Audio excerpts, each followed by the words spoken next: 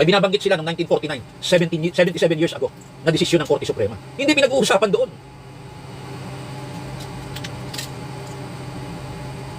Ang katulad ng sitwasyon ngayon.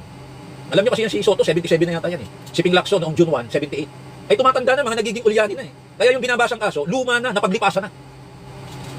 Luma na, napaglipasan na, binabaluktot pa nila ang pag-intindi. Kaya sabi ko sa inyo, may mga politiko, may mga abogado, pag nagbabasa ng batas, parang bulaang propeta. Bakit? Bumabasa ng Biblia, hindi yung nakasulat ang sinasabi sa'yo. Ang binabasa at ang binabasa niya, yung kukote niya. Paano pinilipit ng kukote niya yung nakasulat? Yung basahin mo yung nakasulat, hindi yung laman ng kukote mo. Di ba? Kung laman lang ng kukote mo, ang pagtatalunan natin, hindi tayo magkakasundo. At hindi ako papayag na maniwala sa'yo. Kahit paanong galing mo. Kumbinsihin mo ko kung ano ang nakasulat. Hindi yung nakasulat, pinipilipit mo. Tapos yun ang sinasabi mo sa akin. Eh di bulaang propeta ka, bulaang pastor ka. Di ba? Hindi ka preacher ng salita ng Diyos. Scammer ka, istapador ka, manluloko ka. So kung meron ganyan bulaang propeta sa Biblia, sa batas meron din yan. Mga abogadong pinipilipit ang batas. Naturingang mga nakapag-aral. Pero ginagawang bobo ang mga Pilipino. Diretsahan itong salita ko. Masasaktan ka kung nasasagasaan ka. At walang busi-busi na ito. Diretso ang takbo ko. Kaya sabi ko rito, kung gusto mong marinig yung paliwanag ko at nagugustuhan mo, manood ka. Kung ayaw mo, lumayas ka. Hindi kita kailangan sa buhay ko. Pero salamat po. Yung views natin in the past 2 weeks, 3 weeks, umabot po ng 14 million. Araw-araw tayo ay nagninito ng mahigit kalahating milyon. Salamat po, salamat po. Naiintindihan ninyo yung aking ipinaliliwanag. Okay? So maliwanag 13. Kaya nga na sila mag-eleksyon, silang 12. Kasi dating 11. Sumama yung isang cheese karyote. Katulog ng Judas Iscariote. Dating 11, sinamahan ng isang cheese karyote. Eh di 12 na. Hindi sila makapag-elect ng Senate President eh. Kasi ang kailangan 13. Ano inelect nila? Acting Senate pro tempore.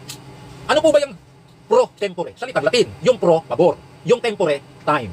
Ang tempore sa Latin or Italian ay time. Period.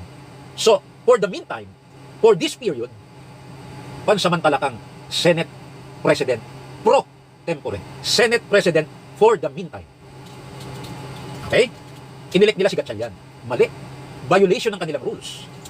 Kasi, hindi pwedeng magsesyon ng walang quorum. Wala silang quorum eh, hindi 13. Ang Senador 24, ang quorum majority. Ang majority 13. Eh 12 lang sila. Kaya yung ginawa nila, walang saysay yun. Walang kwenta, nonsense, basura. Walang saysay. Nag-elect sila, wala rin saysay. Anong inelect nila? Acting. Basahin nyo yung rules nila, rules of the Senate. Ito po, pakikita ko sa inyo, sa aking YouTube. Basahin nyo. Makikita po ninyo dyan, sa section, Rule 4. Ayan po, tingnan po nyo sa YouTube ko, yung sumusubay ba sa akin. Rule 4. The President pro tempore. Wala po kayong mababasa diyang acting President pro tempore. Wala po. Inimbento lang nila yun. Kaya yung 12 roon, 11 plus 1 cheese karyote. Mga inventor yan, nag-iimbento. Walang nakasulat, pero meron ikinukwento. Eh di bula ang pastor. Dati niya akong drug addict, nagbagong buhay na ako, na makilala ko si Lord. Thank you Lord, praise the Lord. Binobola ka lang yan. Basahin mo kung ano yung nakasulat at yun ang iyong ipangaral. Sa batas, basahin mo ang batas, basahin mo ang rule. Tapos yun ang iyong ipaliwanag. Ano ang rule? Section 4, Rule 4. The President pro tempore shall discharge the powers and duties of the President of the Senate in the following cases. Ang Pangulo na pansamantala ng Senado ay gagampanan ng kapangyarihan at mga tungkulin ng Pangulo ng Senado sa mga sumusunod na sitwasyon. Following cases. Letter A. Kapag ang President ay absent ng mahigit sa 2 araw. Letter B. Kung ang Presidente ay pansamantalang walang kakayahan. At letter C. In the event ng resignation, removal, death, absolute incapacity of the Senate President. Tapos babasahin mo yung Section 5. In the cases specified in subparagraph C of Rule 4. Section 4 of this rule, the President pro tempore shall serve as acting President until the Senate shall have elected a new President. Sa mga kasong nabanggit at inisa-isa sa paragraph C, ano ba yung paragraph C? Nag-resign ang Senate President. Tinanggal kasi bumoto yung mga senador 13 ng bagong Senate President. Death, namatay yung Senate President. And 4, baldado. Baldado utak, baldado katawan. Ano sabi ni Senador? Senate President Alan Peter Cayetano. Baldado ba ako? Ba? Nagsesisyon ako, live na live sa Facebook Ang pugi pa. Mistiso pa. Namatay ba ako? Ba? Hindi ako AI, buhay na buhay ako. Natanggal nyo ba ako? Ilan kayong bumoto? 13? 12 lang. O, ako pa rin ang Senate President. 12 lang pala kayo eh. Nag-resign ba ako? Kaya pinagre-resign nila eh.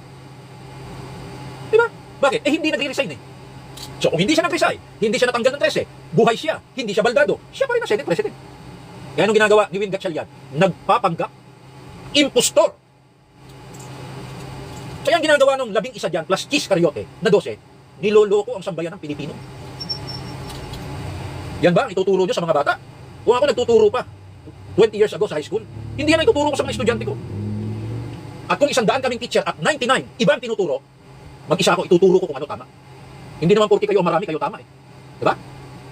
Kung kayo marami, kayo majority, may quorum sa Senado.